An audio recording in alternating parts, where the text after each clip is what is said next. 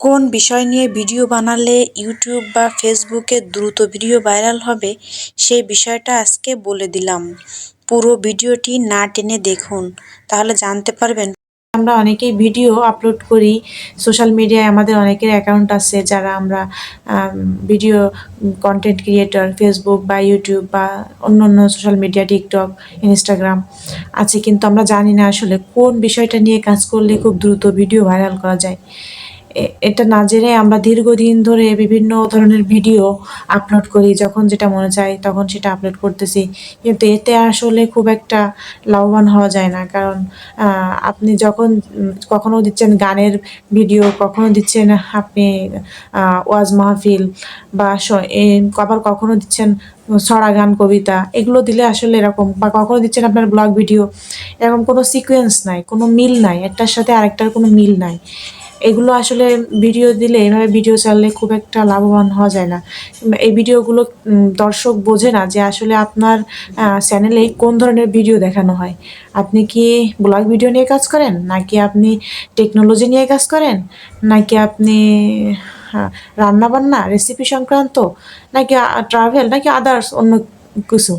এগুলো আসলে দর্শক বোঝে না। যখন আপনার দর্শক বুঝতে পারবে না যে আপনি কোন বিষয়টা নিয়ে কাজ করছেন, তখন আপনি দর্শকের যে গ্রহণযোগ্যতাটা সেটা আপনি পাবেন না। কারণ যখন আপনার একটা সিকোয়েন্স অনুযায়ী যারা দেখবেন, ইউটিউব বা ফেসবুকে যারা দীর্ঘদিন ভিডিও আপলোড করে, তারা যেকোনো একটা সিকোয়েন্স অনুযায়ী করে।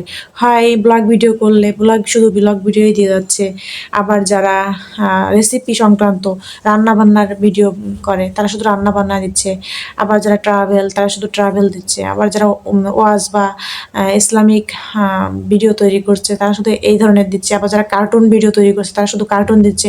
মানে যে কোনোটা আপনার লক্ষ্য ঠিক রাখতে হবে আগে, যে আপনি কোন ভিডিওটা নিয়ে কাজ করতে যাচ্ছেন, কোন ধরনের ভিডিও আপনার সাথে সামঞ্জস্য, আপনি এটাতে নিয়মিত আপলোড করতে পারবেন, এইটা মেনে চলতে হবে। এটা যদি না মানতে পারেন, তাহলে আপনি 100, 200, 300 ভিডিও ছাড়লেও দেখা যাবে যে আপনার খুব একটা মানে এতে আশানুরূপ কোনো ফলাফল পাওয়া যাবে না। যেটা আমার ক্ষেত্রে হয়েছিল, আসলে আমার বাস্তব জীবনের অভিজ্ঞতা থেকেই এই কথাগুলো শেয়ার করা।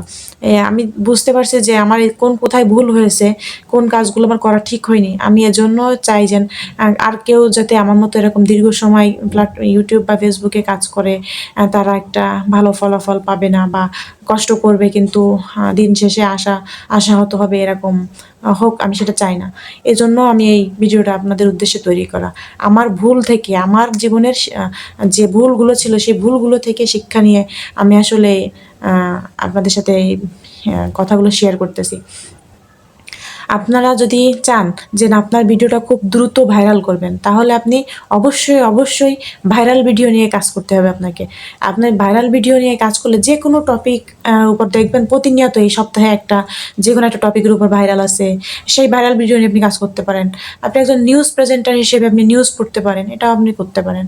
কার্টুন হিসেবে যদি আপনি কার্টুনের চ্যানেল খুলতে চান, আপনি ছোটদের বিভিন্ন শিক্ষামূলক কার্টুনের ভিডিও তৈরি করতে পারেন। এটাও খুব একটা ভালোই পথ, যদি আপনি সেটাতে দক্ষ হয়ে থাকেন। আর যদি ব্লগ ভিডিও তৈরি করতে চান, যে আপনি দৈনন্দিন জীবনে কি করতেছেন তার ছোট ক্লিপ নিয়ে আপনি একটার সামনে আরেকটা অ্যাড করে দিয়ে আপনি ভিডিও তৈরি করতে পারেন। এটা আমার কাছে মনে হয় একটু বেশি সহজ হবে। কারণ দৈনন্দিন জীবনে আমরা প্রতিদিন অনেক কিছুই করি টুকটাক, ভালো লাগা, খারাপ লাগা, আমাদের বিভিন্ন ধরনের রেসিপি থাকে, বিভিন্ন সংসারের অনেক কিছু কেনাকাটা থাকে। এইগুলো যদি একটু করে নিয়ে ভিডিও তৈরি করা যায়, তাহলে এটাও বেশ ভালো একটা ভিডিও তৈরি হয়।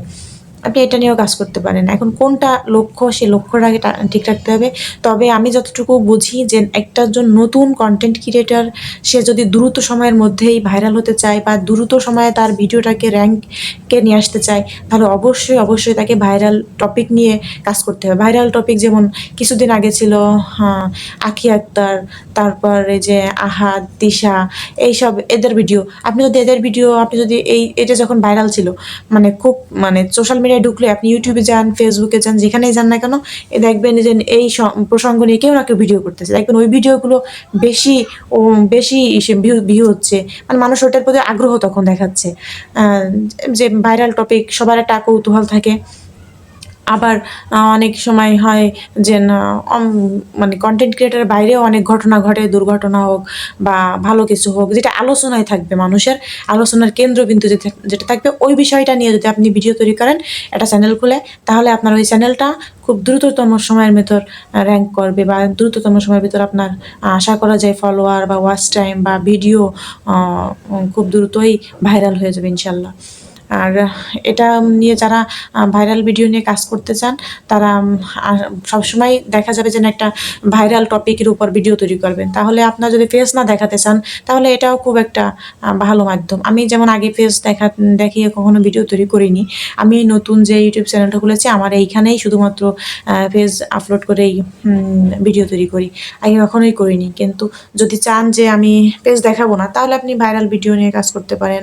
ভাইরাল ভিডিওগুলোতে ফেস দেখানো লাগে না, ওটাতে যে কোনো টপিকের উপর আপনি ভাইরাল হয়েছে ওইটা নিয়েই কাজ করতে পারবেন। ওইটা নিয়ে ভিডিও আপলোড করলে, ভিডিও তৈরি করলে, মানে যেটা আকর্ষণীয় যে এইটুকু, আপনি ওইটুকু প্রথম দিকে রাখবেন, রেখে তারপরে ভিডিও আপলোড করবেন। আশা করা যায় ইনশাল্লাহ যে আপনার ভিডিও খুব দ্রুতই ভাইরাল হয়ে যাবে। আর আরেকটা কথা, সেটা হলো কখনো মানে কারোর ভিডিও, এই যে একজনে ভিডিও আপলোড করছে, ভাইরাল হয়েছে, ওই ভিডিওটা ডাউনলোড করে আবার আপলোড করে দিলাম, এটা করলে কিন্তু অনেক সময়, ম্যাক্সিমাম সময় বলবো, যে কপিরাইট আসার সম্ভাবনা থাকে বা কপিরাইট আসে। আর সেটা আমার হয়েছিল অনেকবারই।